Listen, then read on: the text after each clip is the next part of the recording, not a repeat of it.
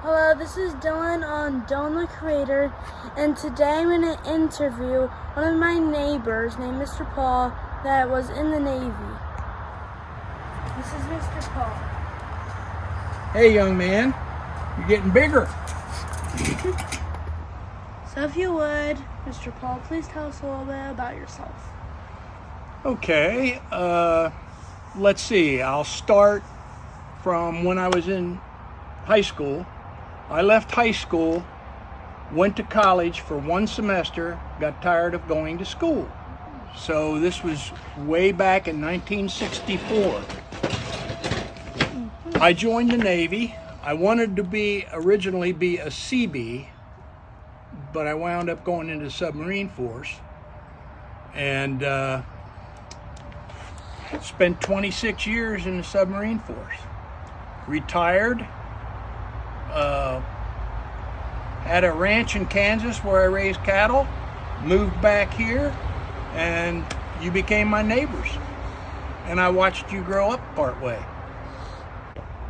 What rank did you retire? I retired as a Master Chief Machinist Mate, submarine qualified. It took quite a while to get there, but I enjoyed all 26 years. So I have a few questions to ask you, if you don't mind answering them. I'd be happy to. My first question is, what was the first submarine you ever been in? The first submarine I have ever been in was the USS Chivo when it was in the dry dock here in Charleston. I was only there for maintenance program for about 2 weeks.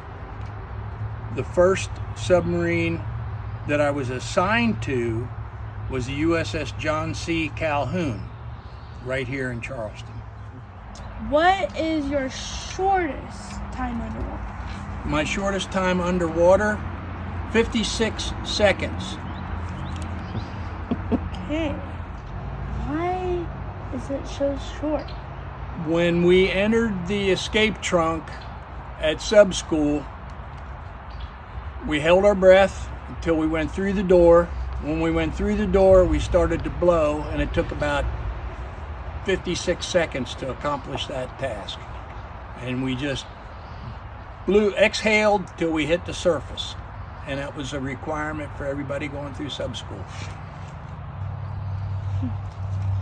How deep was it? We went at 100 feet, and it was up at New London, Connecticut, sub school. My second question is, what is your longest streak underwater?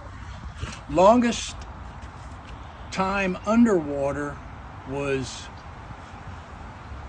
72 days. That was our longest submerged patrol.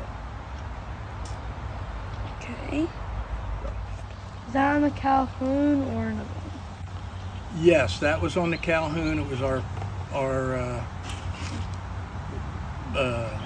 my first duty assignment, and that's we stayed underwater for that length of time looking for the Scorpion when it went down.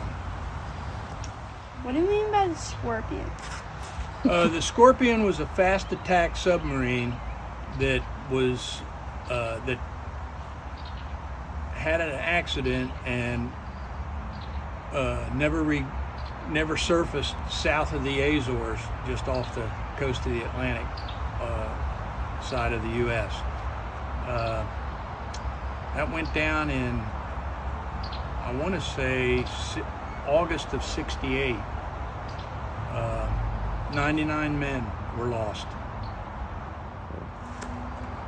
It's a tragedy, but that's part of the job.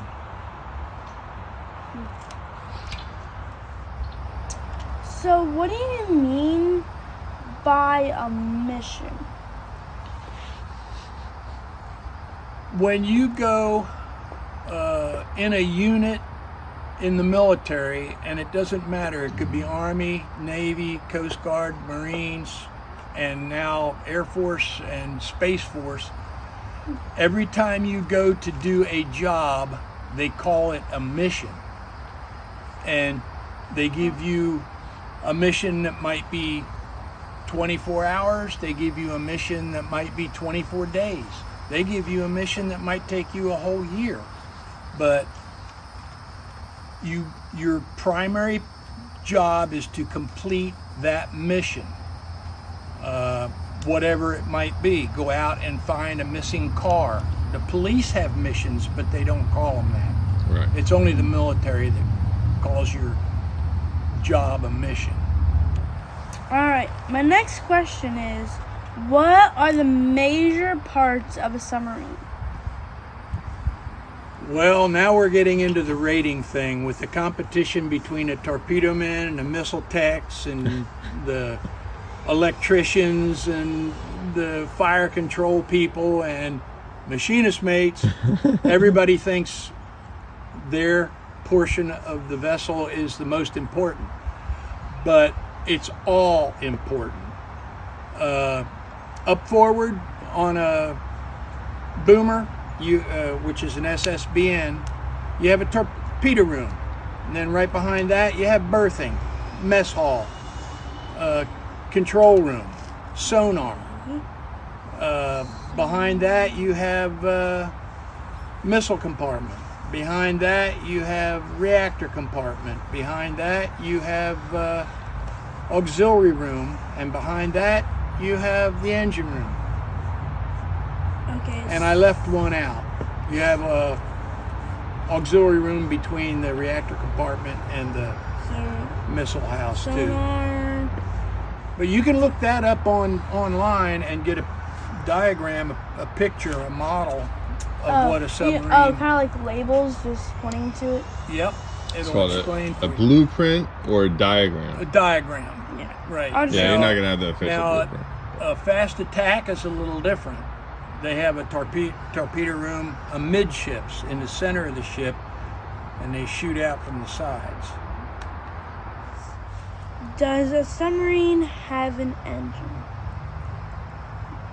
Does a submarine? Yes, it does. It has 1, 2, 3 engines. It has 2 steam turbines for main propulsion. It has what they call a secondary propulsion motor. It's a 300 horsepower electric motor on the shaft for emergencies. It's called EPM, emergency propulsion motor. And then you have a secondary propulsion motor, which is another 150 horsepower motor that's lowered out of the bottom of the submarine, and it's for maneuvering. You can rotate it around. And when you're not using it, you suck it back up inside and go about your way.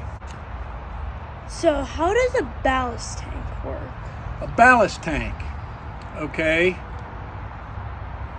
I'm trying to think of something that most people would understand. All it is a tank that surrounds the ship that you live in. And it's either filled with air or water. If we fill it up with water, we can sink. Now, a submarine is the only ship that's designed and built to sink on purpose. And to allow it to sink, you have to take the air out of the ballast tank and put water in it.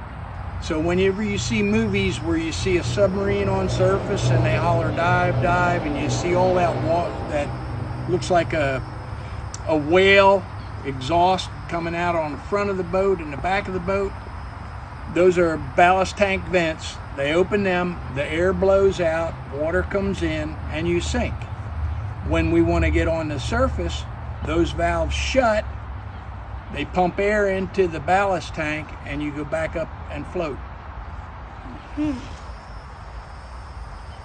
Making me think about a whole bunch of stuff. It's a lot of bubbles. Yep, a lot of bubbles. My 6th question is, are there cameras on a submarine? As far as cameras on a submarine, the only cameras we had were if fellas would bring their own camera to take pictures in certain areas during the patrol, or if it was official, award ceremonies, they wanted to take photos of battle stations, Okay. that type of an event. But as far as mounted cameras, no, not to my knowledge. The next question is, what enemies had you have to face? Oh, wow. Don't know for sure, but we had to run away from a few spots we were in. But I would say our biggest enemy on board is carbon dioxide. Okay. Why? Because when you're in a submarine and you're closed in, we made our own oxygen. Every time you exhale carbon dioxide. So we had to monitor the atmosphere and make sure that there was enough oxygen to stay alive. And our biggest enemy was carbon dioxide. If you got too much of it, everybody goes to sleep.